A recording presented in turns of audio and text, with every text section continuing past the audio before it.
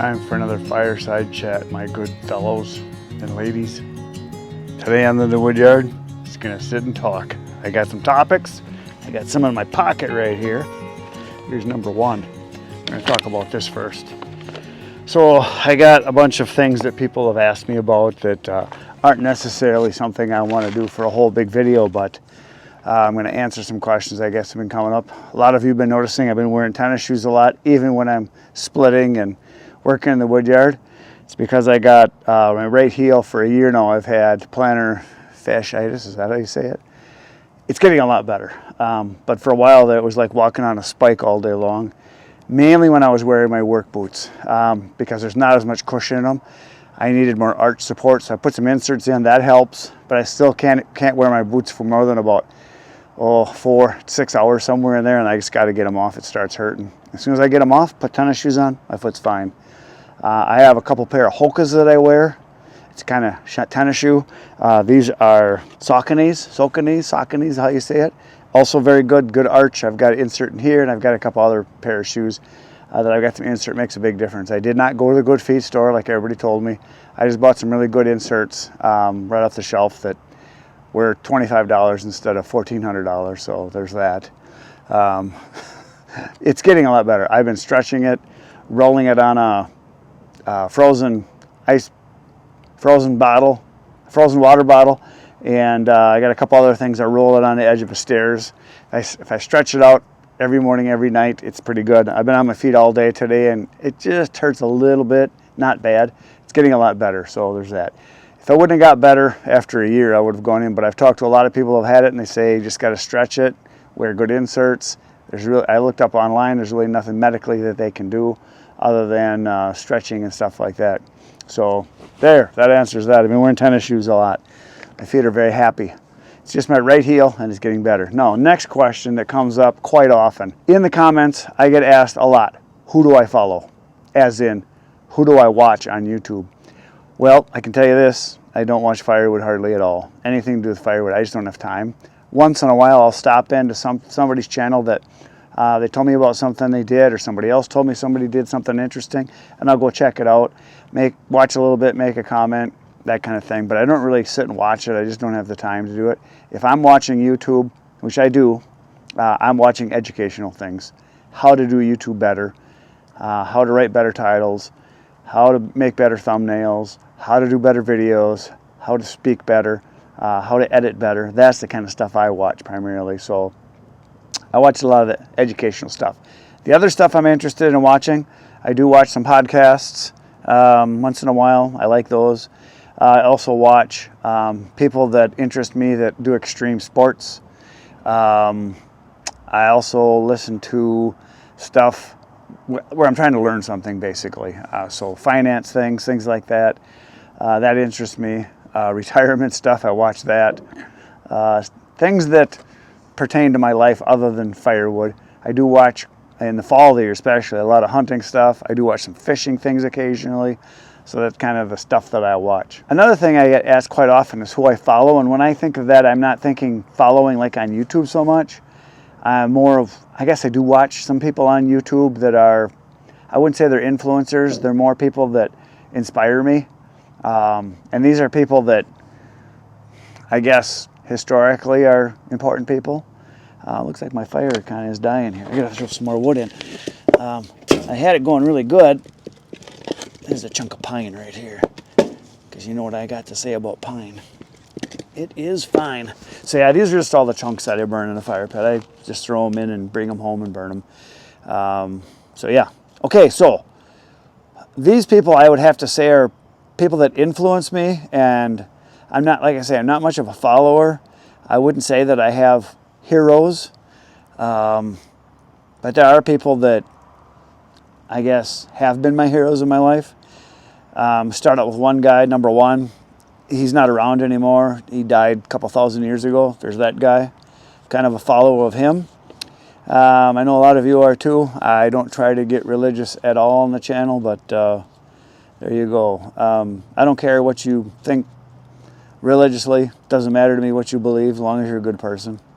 So there's that guy. Don't want to pressure anybody into thinking like I think. That's just me. So there's that guy. The people I follow the least, that I think the least of, 2 groups of people, well, 3 groups of people, 4 groups of people. Okay, I don't follow any politicians. I don't follow any media people. Those are probably the 2 that I try to not be influenced by or follow the most. After that, it would be athletes and actors and actresses, famous people, movie stars. Could care less. Don't follow them at all. What they have to say, don't care. They're entertainers. Looks like you guys got some smoke blowing your way. It's starting to burn over here on this side pretty good. So yeah, I'm not influenced by famous people at all. I mean, I get inspired by people that do things that are extraordinary in everyday life. Skilled tradesmen, people that build companies. One of the guys I follow as far as money stuff. I do follow Dave Ramsey. A lot of you know that. I kind of like his stuff. I'm kind of on his team. So that's one of them. I also have another guy that I watch quite a bit, that I enjoy watching all his stuff. Some of you love him, some of you hate him, don't care. I watch Jordan Peterson quite a bit. I think he's got his act together, very smart guy. I also enjoy watching the little bit of YouTube that I do watch. I enjoy watching Cody from Anglestar. I've watched him for years. I don't watch any of these people religiously. It's just occasionally I'll watch some of their stuff. Athlete that I enjoy watching and listening to him as far as motivational stuff, which I'm not a big rah-rah motivational guy, but anything from David Goggins. He's an extreme athlete, so if you guys check out David Goggins, he's pretty interesting guy. I also have some friends of mine that I inspired by and follow, and we talk quite a bit. I've got probably a good group of 20-30 people. Some of them are in the firewood industry, some aren't. Some have nothing to do with it at all. But we talk business, we talk family, we talk life, we talk hunting, fishing, that kind of stuff. Another guy that I wouldn't say he's a hero, but it's a guy that I think did some special things that's interesting to watch. His name is Dick Pernicke. He's a guy that lived up in Alaska. He moved up there when he was like 50-something and built a log cabin, lived on this lake. Pretty cool story for those of you who've ever heard about him. Influenced, and I guess that smoke is going right in your face. Sorry about that. Another group of people that have influenced me tremendously is my family. Mostly, I would say my dad, my grandpa, and my brothers. I think a lot of my brothers were probably best friends. We do a lot of stuff together. We really get along really good. Also my sister, but we don't do as much stuff together. I mean, but we're all pretty close. We all get along really good, so that's really cool. My grandpa taught me a lot over the years. He taught me how to be a good business person, how to work hard, work ethic, that kind of stuff. And my dad taught me good work ethic and how to work hard. So those are the people that I wrote down here that to me stand out. So again, no athletes, no movie stars, no politicians, no media people. They don't do anything for me, and I'm sure a lot of you are like that too. So that's pretty much. And then there's that guy that died a couple thousand years ago for you and me. Okay, there. We're going to put that in there. That list is done. On to the next one. Ooh, look at that. We got a little flame from that. Some hot people there. For a smokeless stove, she's really smoking. So I grabbed a bunch of small stuff I had laying over there just to get some flame going here, because that should help. Get it down in the coals down in there. Come on, fire. Take off.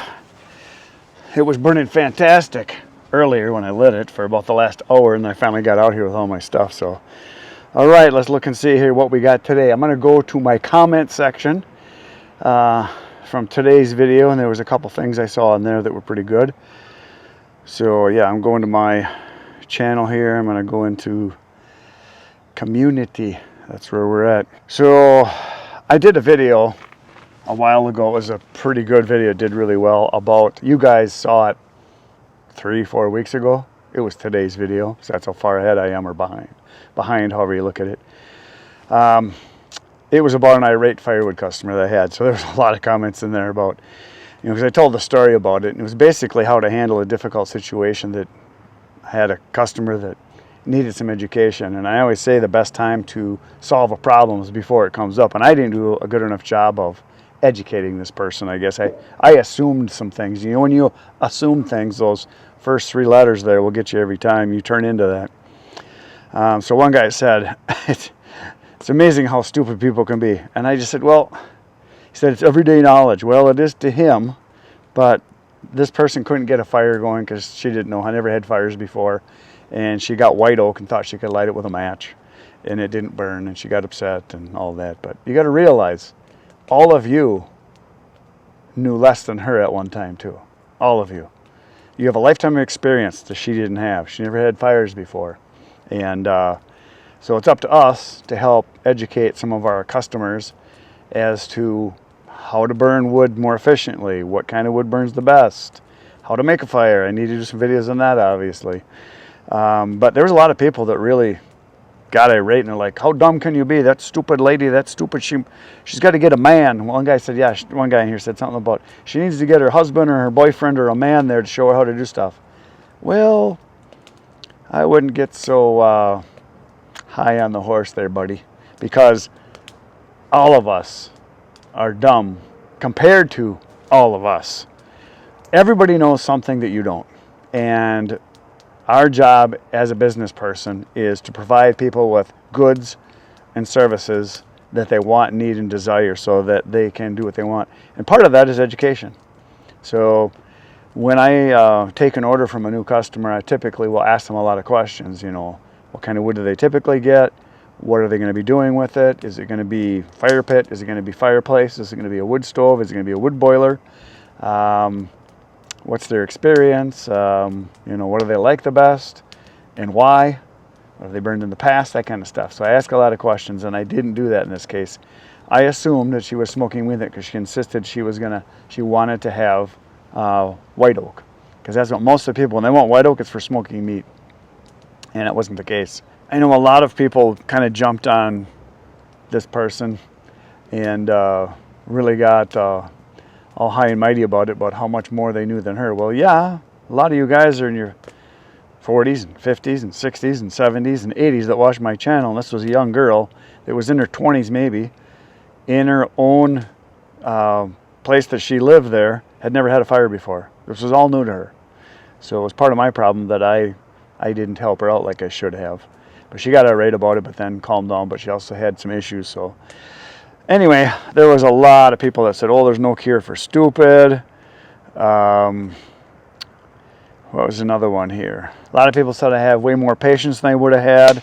Never would have spent all the time providing someone with just a face cord of wood because all the time I put into it. Well, sometimes those one face cord customers turn out to be a face cord every month, year round.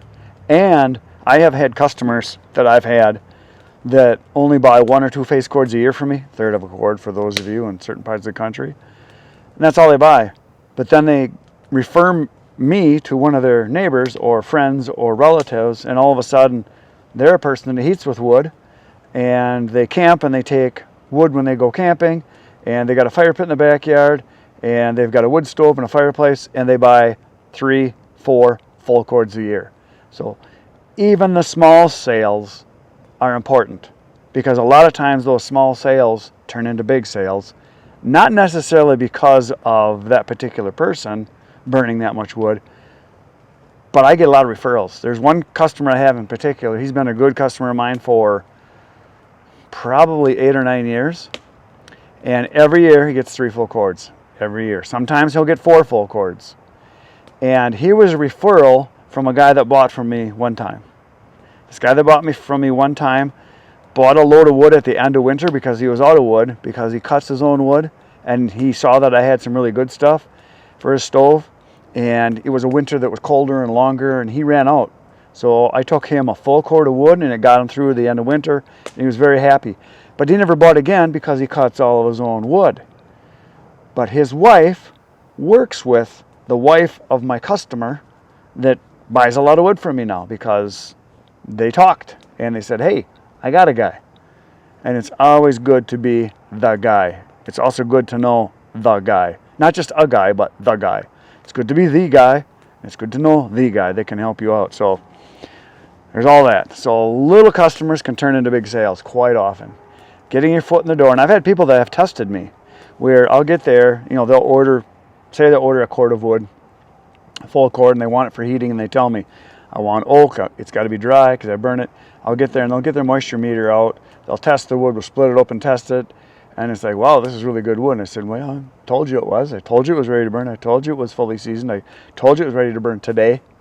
And so I win them over. And then next year they call me and they order all their wood from me because they've had some bad experiences. And that's generally people that have a moisture meter, is they are making sure they're going to get what they want. So that does happen. Another one, a guy said something about it's always right to take the higher road and do the right thing. Wow.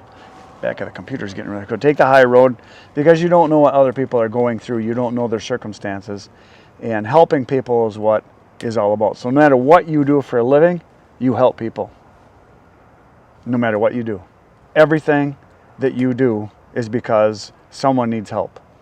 Which means, say you work in the automotive industry. Say you are on the assembly line building cars and you say, oh, I don't want to work with people. I like working just on that car by myself. But your product is going to people. If you're a car repair person in your garage, at a garage, and you're just an employee, you don't own the place, and all you like doing is working on engines, you don't like people, you're still helping people. You're helping those people get back on the road.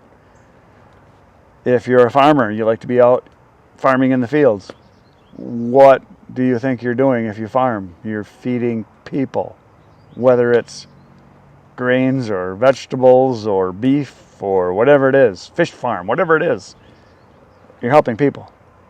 If you're an accountant, you're helping balance the numbers and books because that's helping the company keep current, make money, make sure they can pay their bills, make sure their accounts are in order so they can keep helping people.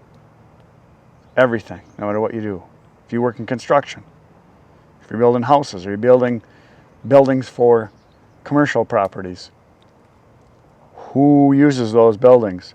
People. If you work on the road in construction, filling potholes or pouring cement on interstates, whatever it is, the company you work for, people drive on those roads. Everything, as far as a job, pertains to people, no matter what it is. Every job. And yes, there's degrees of separation. But the closer you work with people, the more you've got to be able to handle people and have communication skills. If you're just a person that works your 40 hours a week at a machine and you don't talk to people and you hate your job and you complain about your boss and your co-workers, you might not last a long time. Because you've got to realize everything you do is for other people. Everything. Keeping your customers happy is everything, no matter what your business is, no matter where you work. Whether you're self-employed or work for a big company or small company, the reason they exist is to serve people. The more you realize that, you just got to suck it up and deal with it, the better off everyone's going to be, especially you. So I know there's a lot of people that work in unions that feel they work for the union. Well, to me, that's BS. You don't work for the union. The union is helping protect you, helping get you your benefits, helping get your raises, helping you get better working conditions, but you do not work for the union unless you work for an actual union, unless that's your job. Unfortunately, a lot of you have to work in unions. You don't have a choice. I think it's getting to be a smaller and smaller thing just because I think they're losing their power because they got too powerful. They did great things when they first started. I don't want to get all political again and talk union here, but there's a rabbit right over there. A lot of people that didn't work in a union and had poor working conditions and poor salaries, poor wages, dangerous conditions, the unions did a great job of fixing that, but then they got too big, too powerful, in my opinion, and that's just me. But if you work in a union, you get great pay. Say you're in a plumbing union or a tradesman or electrician or plumber. Being in a union is a good thing. They make sure you're getting good jobs and training people properly. And if you're a consumer, having people in unions that are extremely educated in what they do and do things the right way, up to code, that's a good thing. So I'm on both sides on this issue. I really am. And I know some of you are 100% one way or 100% the other, but I see a good balance between yes and no. All right, next thing, let's go back to the other one. A lot of controversy came up from the videos I did when I got my new truck, and a lot of people want to know how it's going. It's going excellent. I've had no issues with it. As of right now, I got 9,000 miles on it. I'm going to be taking it out to Wyoming next week, this week coming up for a couple weeks. I'm going to be gone for 2 weeks, but yes, you're still going to have videos. Right now I'm uploading. Right now we're actively uploading 16 videos that will be playing while I'm gone. So you're still going to have your videos every morning. So those of you that have to be sitting and drinking your coffee, or if you're sitting on your throne in the morning doing your job in the morning, you're still going to have a video, so don't panic. But yeah, I had a lot of questions about the truck. It's doing great. I've had no issues whatsoever. I can say that there's like 2 things, and it's not a complaint, it's just an observation. I have it's longer than my other truck. It doesn't have a turning radius, it has a turning time. It takes about a week to make a complete circle because it's so long. That's an issue for backing in the driveways, so that I found out. Being that it's higher up, I have to jump out basically. I can't just turn my legs and just step out. So there's that whole step thing. So I guess I like it and hate it at the same time. It's nicer to be lower to the ground, but yet it's nice to be up high, right up high, safer. So there's that. One other issue, I guess, that is, it's something I expected. The mileage is not as good as I would like it to be. I've got 16 once. I've been in the 15 range quite a bit on the highway around town. I'm getting around 12 or 13 around town. If I'm, ooh, that was a big explosion. Around town, towing weight, I'm getting around 11, which isn't terrible. My Tundra that I used to have, I got about 17 to 18 at best, usually 15, 16, which is what I'm getting now. And around town, I was getting like 12, 13. But when I tow, a lot of times it would drop down to 10, 9, somewhere if I tow a lot of weight. So really, it's not much different. So there's that. Nothing major. I mean, it's working good. I hope it keeps going well. Like I said, and a lot of you commented I should have got a Ford. Some of you said I should have got a Dodge. I like the 3/4 ton quite a bit. It's very nice. If it doesn't perform the way I want it to, if there's problems with it, I will sell it and I'll get something else. A lot of you made comments about spending the kind of money that I spent and how ridiculous it was. One guy said, you know, how ridiculous it was that you don't need, geez, that almost got me. I don't need a vehicle that nice. No, I don't need it, but I wanted it.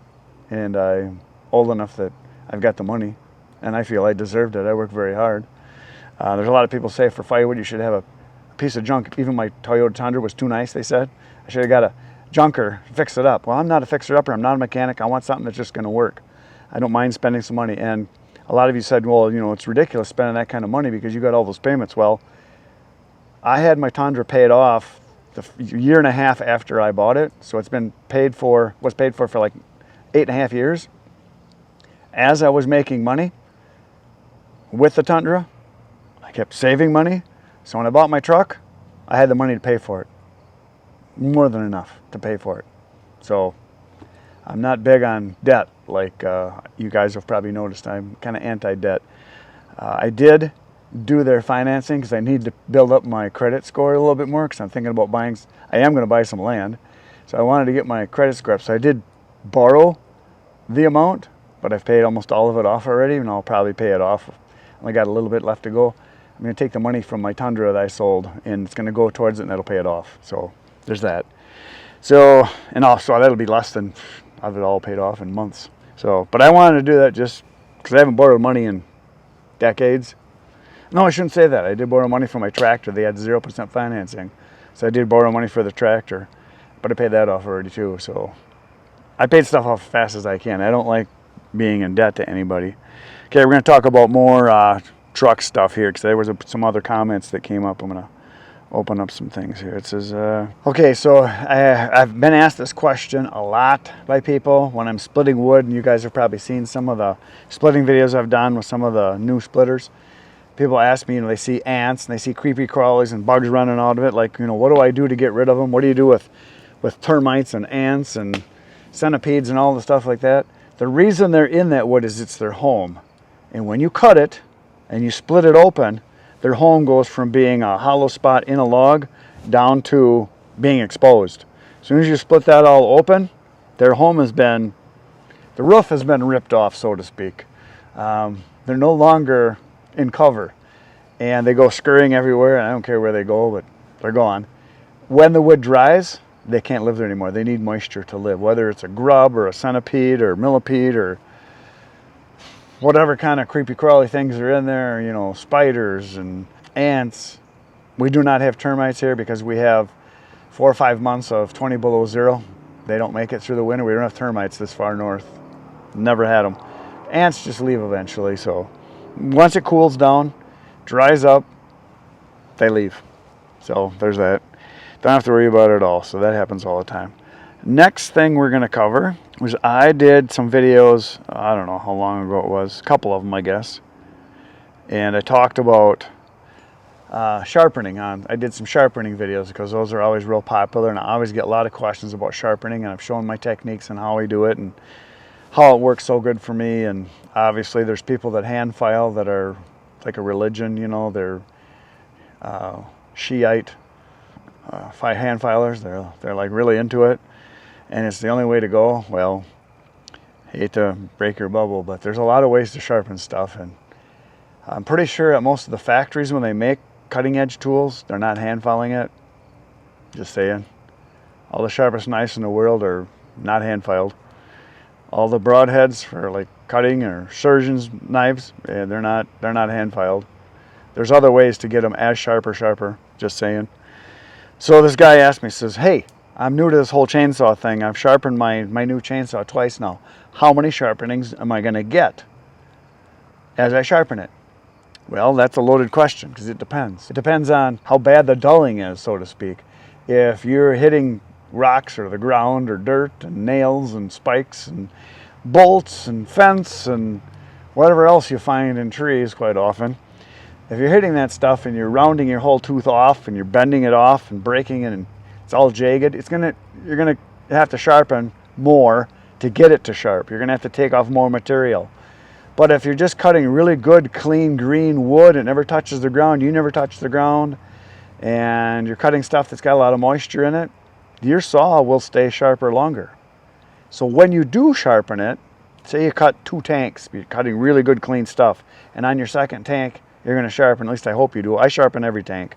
Even if it's still sharp, I like to give it a little bit of edge, because the best time to sharpen your chain is before it needs it, before it really needs it. Because when it's super sharp is when it's the best. That's what I like best, so that's just me. Now, if you are cutting a lot of dirty wood, you may only get 4 or 5 sharpenings on a chain. If you got to take a lot of material back, if you're hitting the ground a lot, if you're hitting rocks, if you're cutting through mud chunks, frozen ones like in the wintertime, if you're cutting and hitting nails and fence and stuff like that, you're going to get a lot less sharpenings. But if you're cutting really good wood, you might get 8, 9, 10 sharpenings if you're just touching it up. So it depends. It depends on a lot of things. It's like how often do you change your tires on a truck? Well, if it's a little bitty truck, say you got like a Ford Maverick and you're driving all highway miles all the time and those tires are never being turned very much, you're going straight a lot on interstate for thousands of miles, your tires are going to last longer than if you're only driving around town or if you're turning into driveways delivering, because you're constantly turning and grinding those tires on concrete or blacktop or rocks, things like that. So it depends. You're going to get more mileage out of your chain if you're cutting really good wood. You get fewer miles on your chain if you're cutting garbage and hitting rocks in the ground. So it depends. So yeah, there's that. I'm gonna go to another one here. Next question that I got. This was a good one. One of the guys on the channel, his name is Garrett. I'm not gonna give you the rest of it, but I'm pretty sure his name is Garrett. That's what it starts with.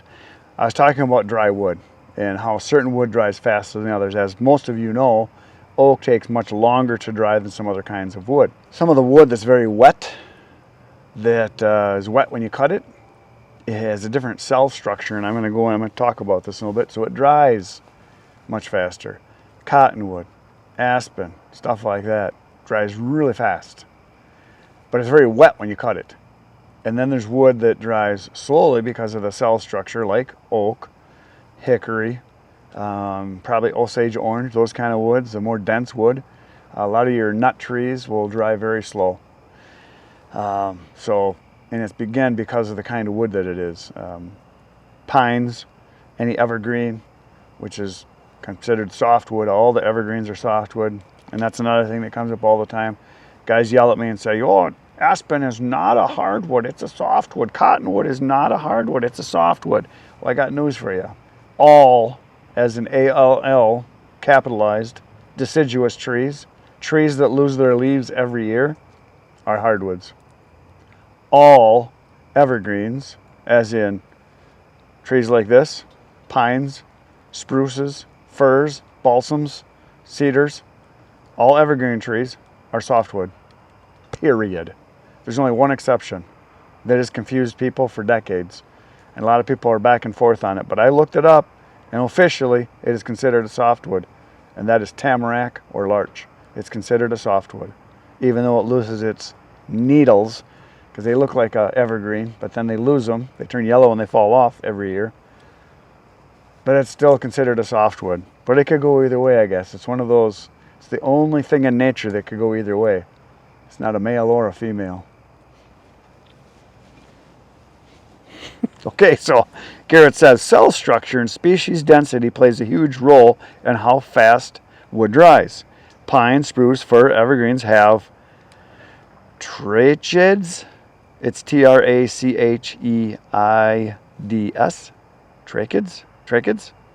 Tracheids, which look like a bunch of straw and toothpicks under a microscope, which is why when green pine lumber is super flexible and why it dries so fast from the end grains versus hardwoods. There you go.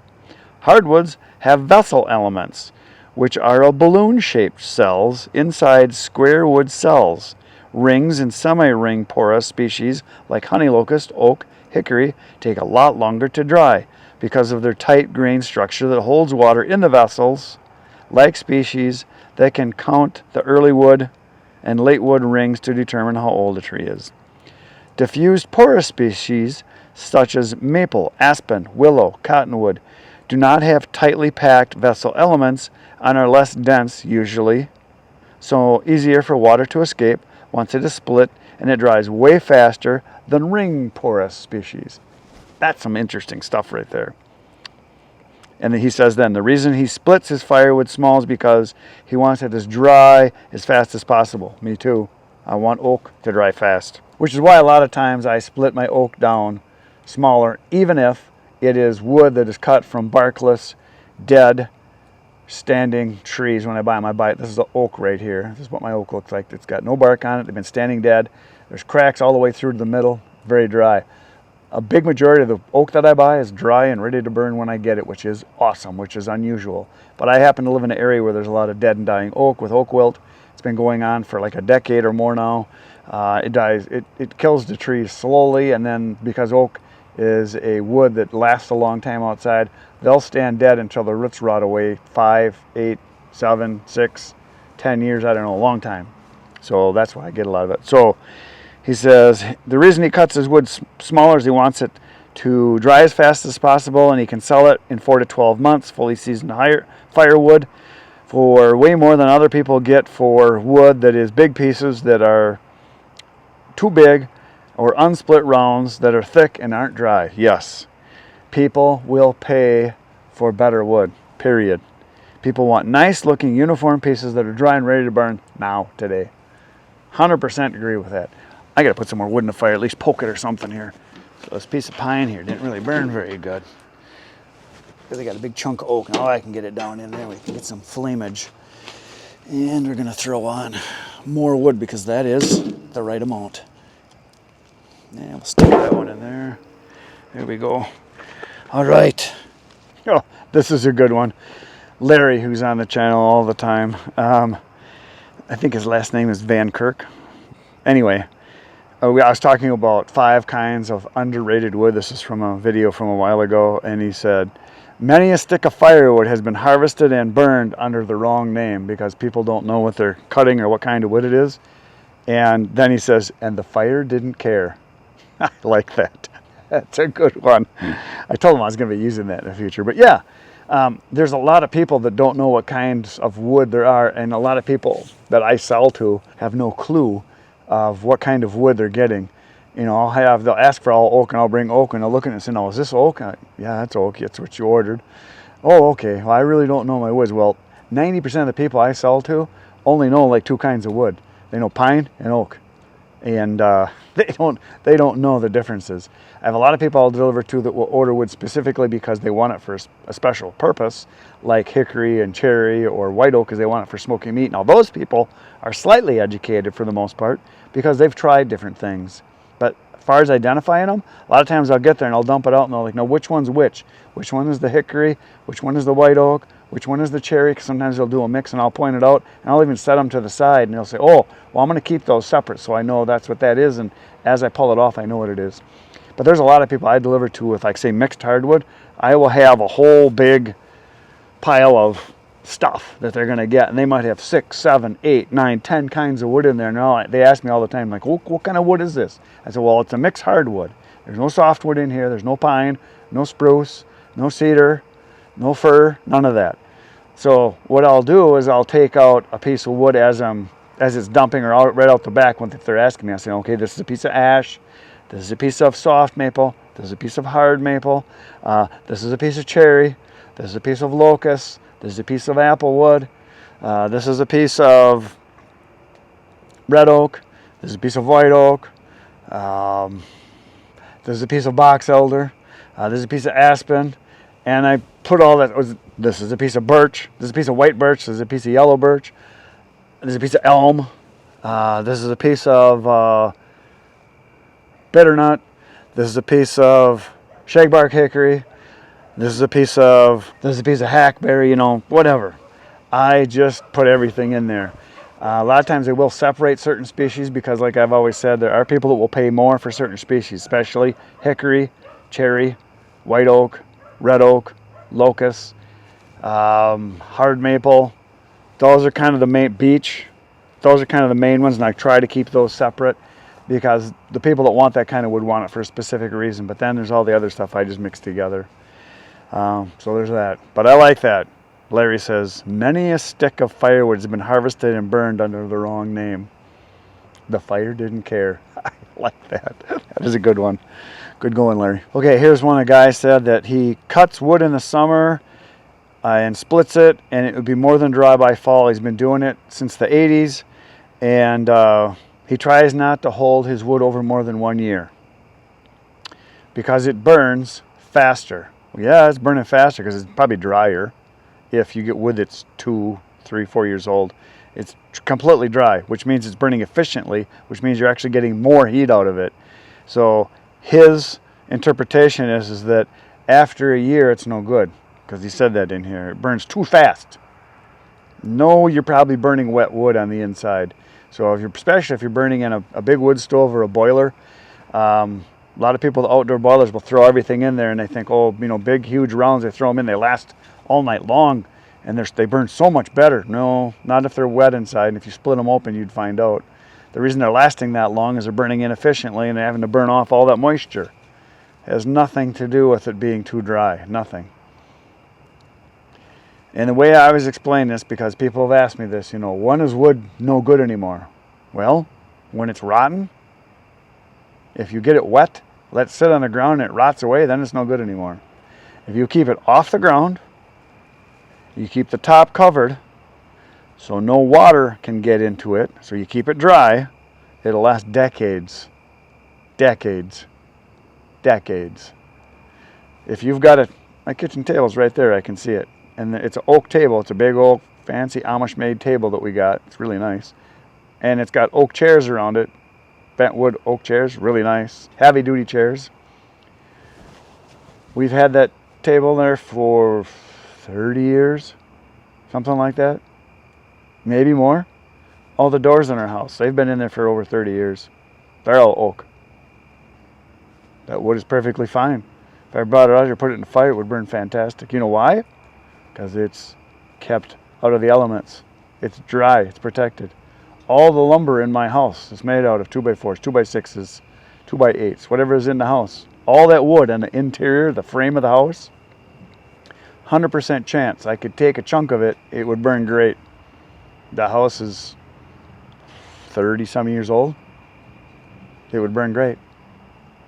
If you've got a bed, say your headboard's wood, say you got a dresser, or you've got a closet made out of wood that you inherited from your parents, and they inherited it from their parents, and they inherited it from their parents, and it's 200 years old, 100% chance if it's made out of wood, it would burn. And if it's made out of something like oak, or a good hardwood like a hard maple, it would burn fantastic. I wouldn't recommend it, but it would burn.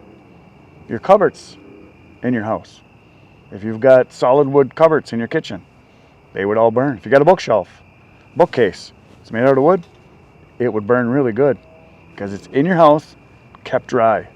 So if you've got wood outside, you keep it off the ground, you keep it covered in a woodshed, out of the elements. But I mean elements, the sun can degrade it somewhat, the sun hitting it all the time.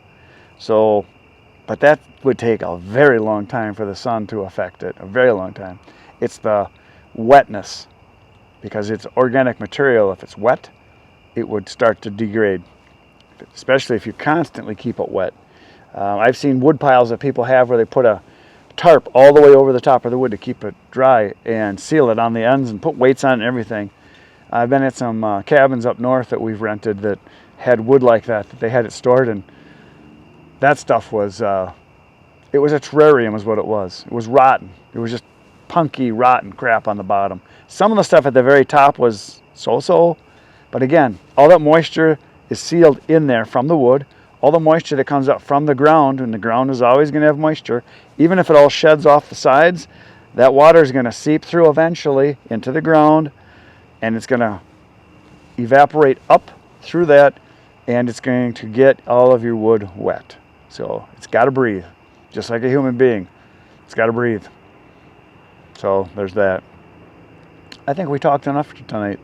I'm done. I've got comments to answer. I've got videos to edit. And you're going to come back tomorrow morning at 5:30 a.m. I'm going to be right here. Well, no, actually I'm going to be in there. That's where my bedroom is. I'll see you in the morning, 5:30 a.m. Good night, everyone.